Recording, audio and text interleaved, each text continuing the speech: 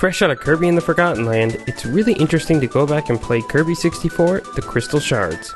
Released on the Nintendo 64, of course, but it was actually released quite late in the system's life cycle, in the year 2000 actually, but Kirby games tend to have this pattern, with Kirby's Dream Land 3 coming out in the late 90s. Kirby makes half the transition, with tons of beautiful environments and scenery, but still stuck to that 2D line. It's done in a sort of 3D style, but the game is technically entirely on a 2D plane, or at least that's how Kirby moves around. It works and it sort of doesn't. While sticking to 2D makes sense in terms of making a safe game, it does beg the question of how things could have been in 3D instead, like other games of the era.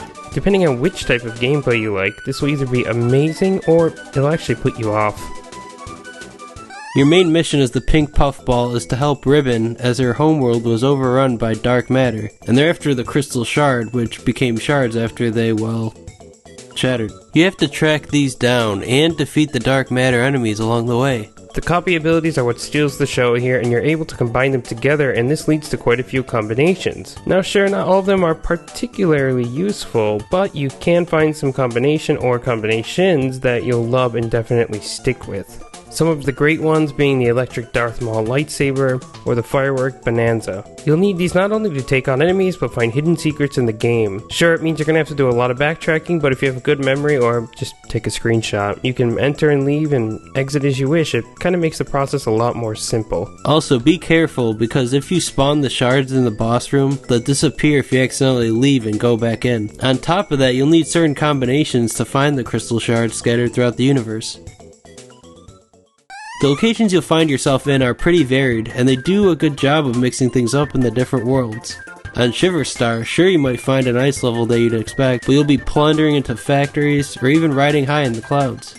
Even on Pop Star, which is the recurring Kirby level due to it being his homeland and everything, you'll be treated to seasonal changes. The designs of the levels are well done too, and you'll find yourself on land, swimming about, and up in the skies over the course of these 6 worlds. The level progression is pretty linear, which is a departure from the other titles in a way, and you'll have to beat a level to unlock the next one.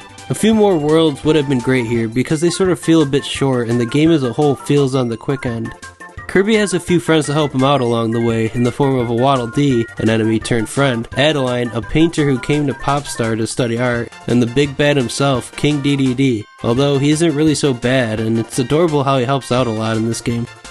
Kirby is interesting since, depending on where you come into the franchise, you can have a different view of DDD, because his personality seems to change with each game.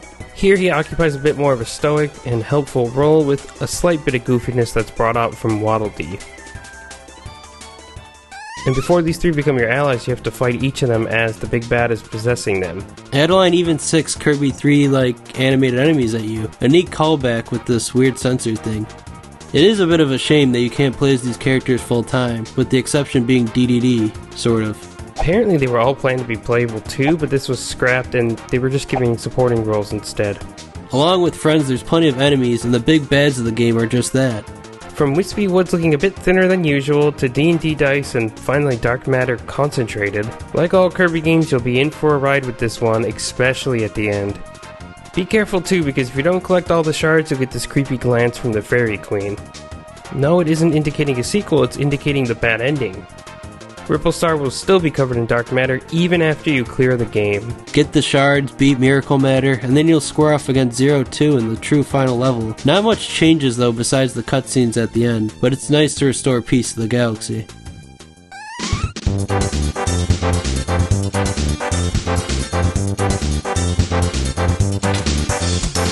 It's available now on Nintendo Switch through the NSO Nintendo 64 expansion pass, but there are a couple of glitches in the US version at the time of this recording, particularly in Aquastar. That said, we didn't run into any on the Japanese version, but maybe we just got lucky.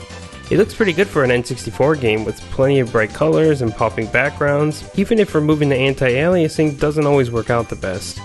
And not to mention the music in the game, where you're just totally spoiled for choice in terms of fantastic tunes. There's tons of menu themes, boss themes, level themes, you name it. You'll find at least 10 songs stuck in your head. There's also a fun multiplayer for you and 3 friends. There's nothing quite like N64 multiplayer to really test the friendships. It's comparable to Pokemon Stadium mini-games. They're basic, but a lot of fun and pretty challenging too. Definitely deceiving in terms of looks. Overall, it's a game that is a lot of fun, and while it can be cleared pretty quickly, it's still worth checking out if you're a fan of the genre. It's not exactly the perfect Kirby game, and there are definitely some 3D-ish growing pains, but the unique copy abilities, different worlds to explore, and fun gameplay make it all the worthwhile.